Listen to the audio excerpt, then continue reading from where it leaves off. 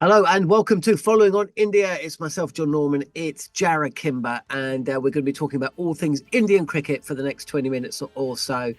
We're going to be talking about a pretty poor start to the T20 World Cup for the women, or they rebounded against Pakistan. We're going to be looking ahead a little bit to New Zealand, and we're going to be talking about the Bangladesh T20 series. So thanks for joining us. Jarrod, do you think Indian cricket fans will ever get bored of watching their team win? Do you know what? Do you remember that period when Australia got really bored of watching their team That's win? that's kind of what I'm thinking. That's.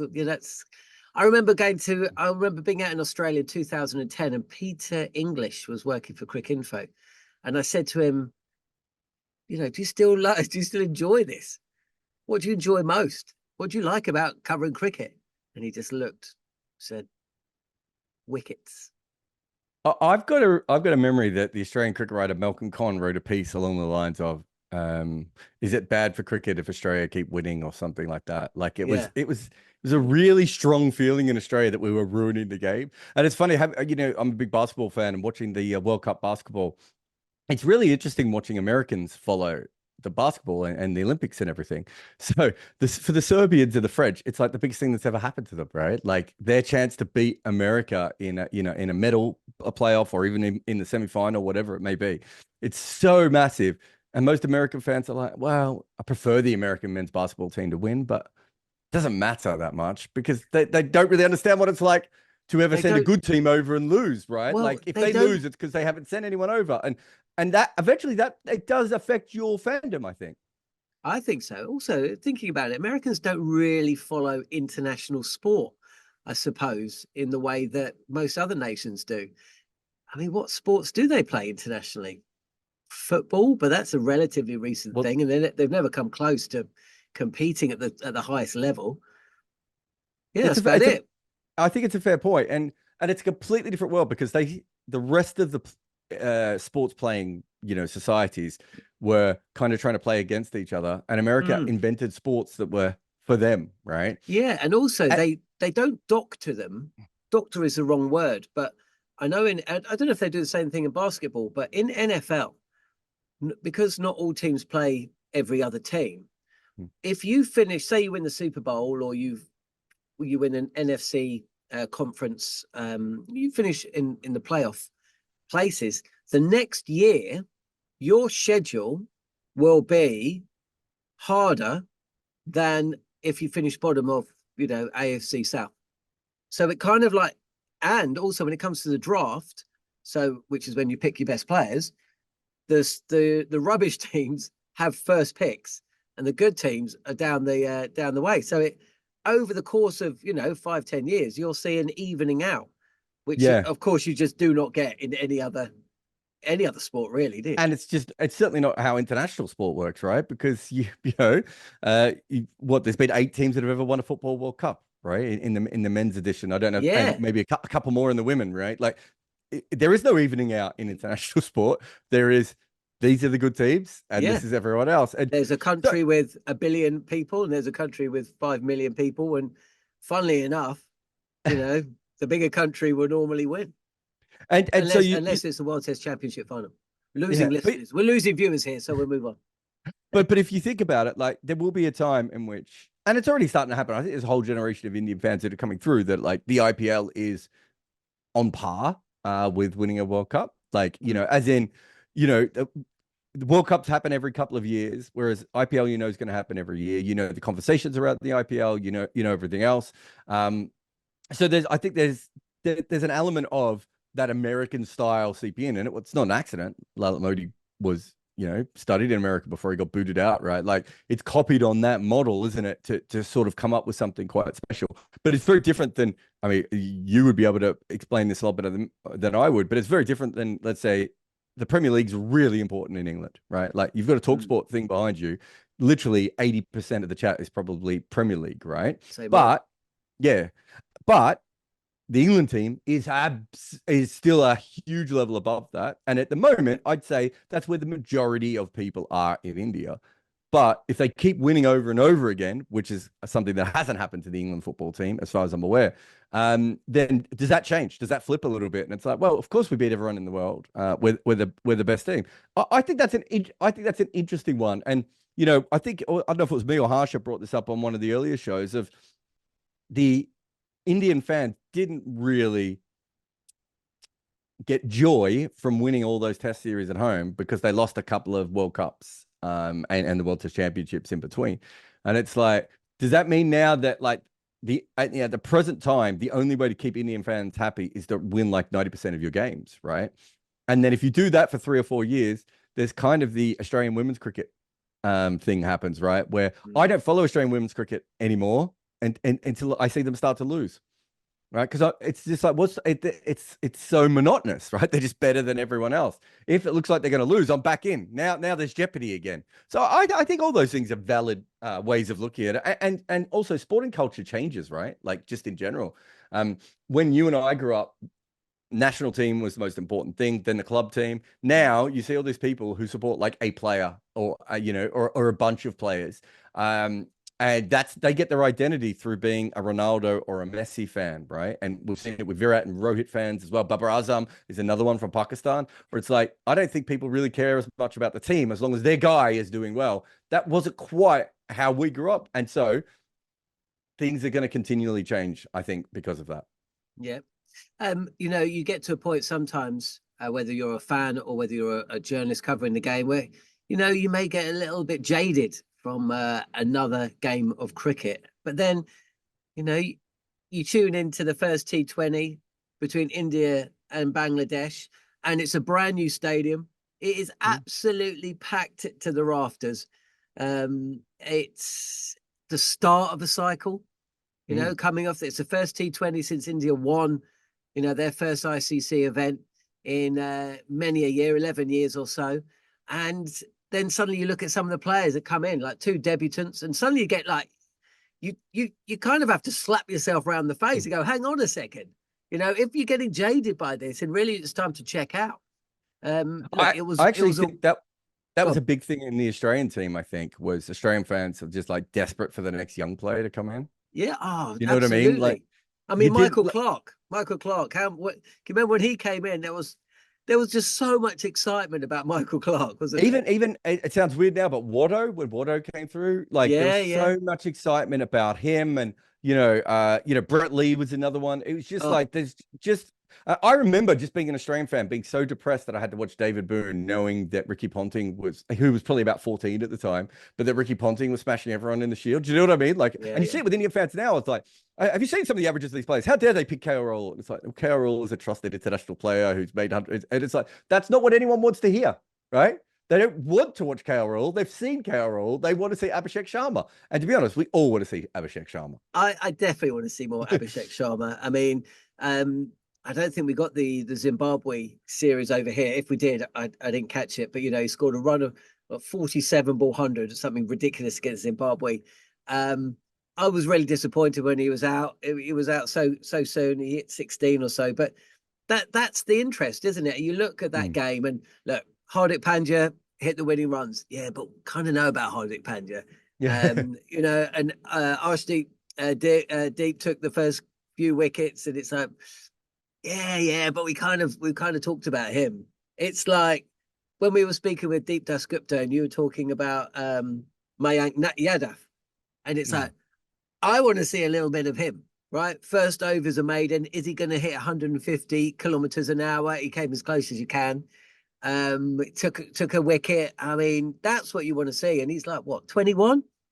He's a slip of a guy, and he's bowling seriously fast. But back in the day, maybe he would have come through red ball cricket, but now, of course, he's played IPL.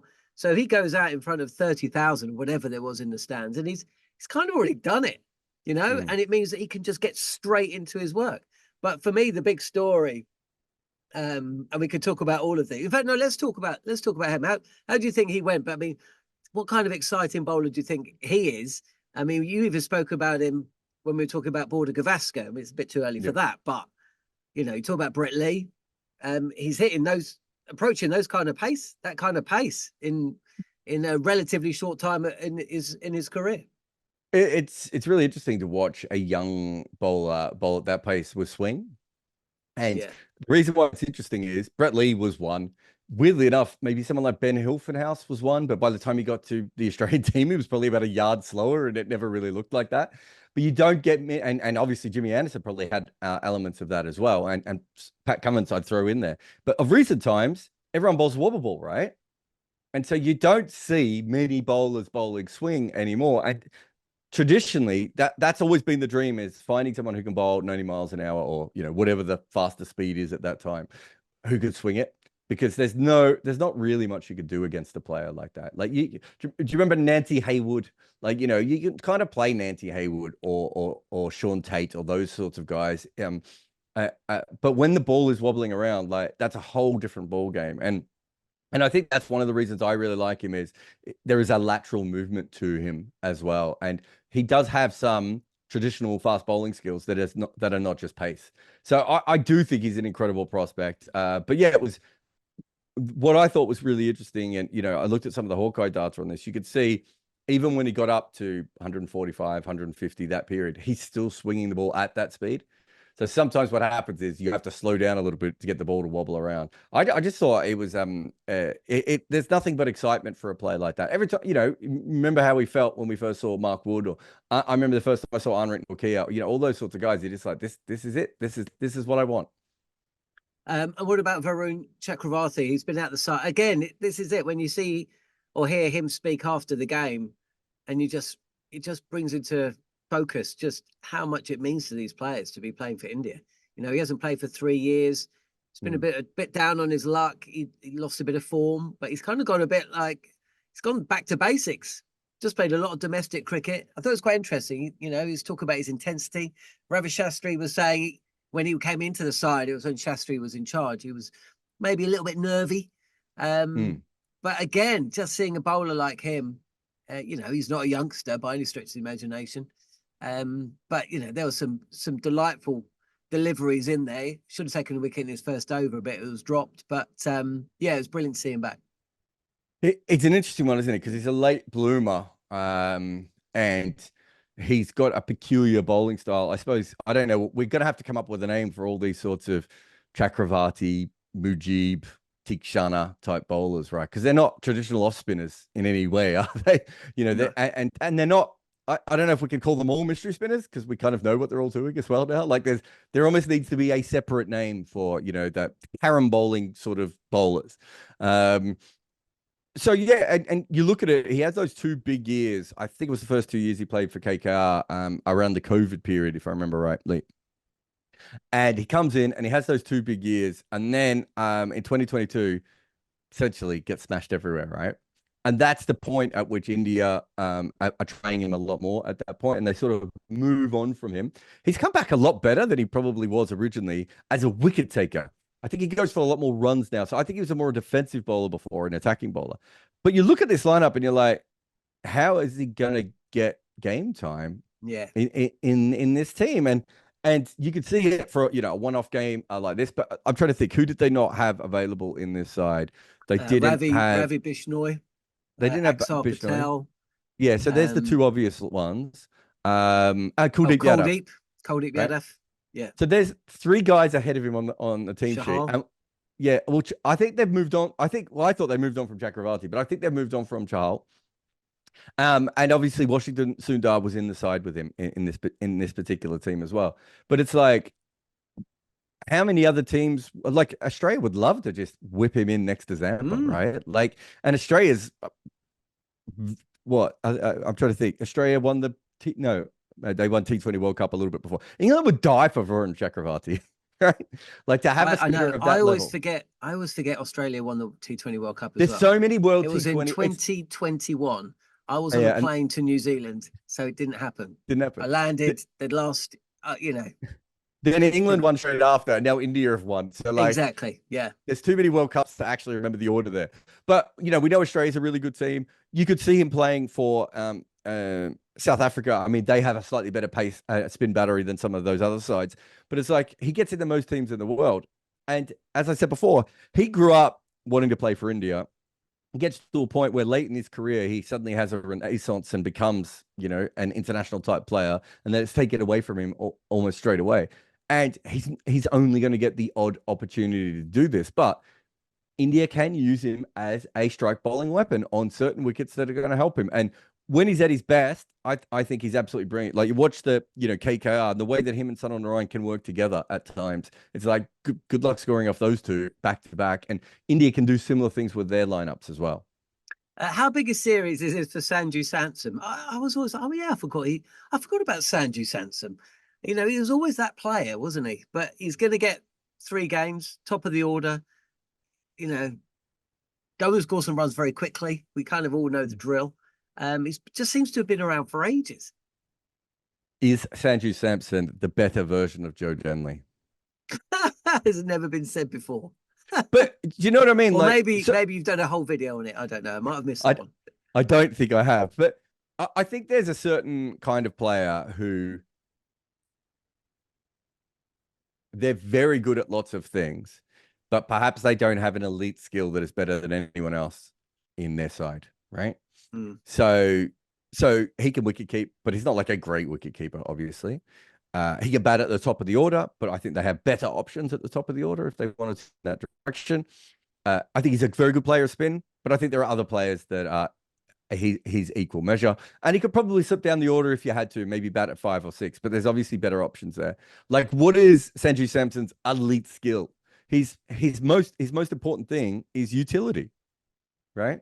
It's his ability to do all those things. And if they're going on a World Cup squad, him or KL Rahul is going to be the person in the squad because they can both bat in multiple positions and give you a backup wicketkeeper, right? But when you look at it, and I'm a huge fan of him, probably bigger than most people. When you look at it, it's like, what does he do that is that absolutely exceptional that makes me think he demands to be in a side, right? And I'm not sure he has that. But I can also understand him being the perfect person to have in any squad because he can fill in for multiple roles at any time. So he's like, you want that kind of player to feel comfortable and to play international cricket in case you get to a World Cup and Sanju Samson has to play. He's only 29. He's just reached his peak. He feels a little bit older than that. Look, he's got an older soul. But he's not, he's just reaching his peak now. Like, I think, is it in one-day cricket? He's got the ridiculous record, isn't it? Where he's got like average of 56 at a run rate of a run a ball. T20 cricket, he hasn't made any runs so far, but there's no doubt that there is a lot of talent in him. But I don't know if he's specifically got one talent where I'm like, he rises above everyone else. We won't bother talking about Bangladesh because they are rubbish. If you want to check them out or read anything about them, Mohammed Isam, who's been on the show a couple of times over the last few weeks, has written a good piece on ESPN Crick Info. Before we leave, I did promise we'd talk about New Zealand, but I've changed my mind. We'll leave that to next week. We might have a big guest for you next week on that topic. Or a small guest. We don't know what the size of the guest could be small. Could be small. How surprised were you, by the way, after we kind of dismissed New Zealand women's chances last week? The manner they went out, they decided to bat first. A few raised eyebrows there. They put a score on the board. Everything went perfectly for them. And then India just didn't come close. Rebounded to beat Pakistan, as expected. But big surprise that they lost that first match? Yeah, I mean, how many games did the New Zealand women... A lot. Lost. Yeah. They're like the reverse of Australia, basically. Yeah. And so, I think we knew that they had Sophie Devine and Susie Bates and Amelia Kerr. So I think we might have talked about it. They had 3 players that we were worried, that we thought could still do something. But I've watched quite a bit of New Zealand women's cricket. It comes on at a very good time quite often. There doesn't seem to be anything else on, and you pop it on and it's like, if those 3 don't make runs, they don't make any runs. And they're bowling, like, Leah Tahuha is fine, but she's no longer the bowler that she used to be when she was younger. And you look at the rest of their bowling and it's average and part-timery and, it doesn't feel that great. They just played a brilliant game. It's like, I mean, as you were saying, I think there is, I don't know how you feel, but I think when I've watched the game so far, chasing at night has seemed really, really hard in the UAE. Yeah. And it's interesting because we expect the dew to come in. And there is an element of dew, but the ball seems to be just skidding through. And the problem with facing women's bowlers when the ball's skidding through is that they always hit the stumps because they're shorter and they use lower arm actions. And so LBW and bowled is always in play. And you watch that Indian team just going, it doesn't matter if it's part-time spin or not, they're going to be a problem. And the game that it was more shocking was probably when Pakistan beat Sri Lanka, where you're just like, I don't know how Sri Lanka make any runs here. I don't know how they get the pressure back onto Pakistan. And it's funny that, you talk about their Pakistan game when India won. I didn't think the Indian women played particularly well in that game. Like that should have been a net run rate boost, right? They completely crushed Pakistan in the first part of that game. And they lost, one wicket for the first, I don't know how many overs, but it felt like forever. And they still kind of, I was going to say jogged there, walked briskly to the victory. Like it was bizarre. So I haven't seen a lot of great signs from the Indian team at the moment. You look at some of their batting and you compare them to England and New Zealand specifically. And it's like when England and Australia specifically, because they're the other two favorites, when you look at their batters at like 5, 6, 7, and you look at India's batters at 5, 6, 7, and I think there's a question mark. And that was always it's been something I've talked about a lot with Indian cricket all the way through. And the other thing is that you have to recalibrate your brain a little bit here, which is, it's like usually if this was a men's tournament, you'd be like, well, the Indian spinners will dominate. And it's like, well, England has the best spin bowling attack, right? Like, I don't think India's is bad, but it's nowhere near the level that England have. And so I think, again, I have to worry about that. How much of the tournament have you watched so far? Yeah, fair amount. I think the biggest problem with this tournament has been batting under lights. I think that, and remember, women don't bat under lights as much as men do, because a lot of their games are played earlier in the day. And I do think that's a problem. And the other one is catching under lights. It really feels when the ball goes up in the air under those lights. And I think there was an article on Cricket Info about the Sharjah ground is famous for that in general, but it's been right across all the grounds. Under lights, the fielding has just been abysmal so far. But these are things this is where women's cricket needs to get to, right? They need more games under lights. Yeah, we have this conversation, don't we, every time there's a test match and people start moaning about certain aspects to the test game that the women aren't completely on across, and then you're like, well, they don't play test cricket very often. Who would have thought these people who haven't played this format of cricket wouldn't be as good as they should be? Exactly. Jarrod, we're going to be back next week. We're going to have some exciting news for you as well. So keep abreast of the talkSPORT Cricket YouTube channel. Subscribe. You'll be the first to find out the news. Otherwise, we'll see you back here on Following on India. On AM, on DAB, via the talkSPORT app and on your smart speaker. talkSPORT.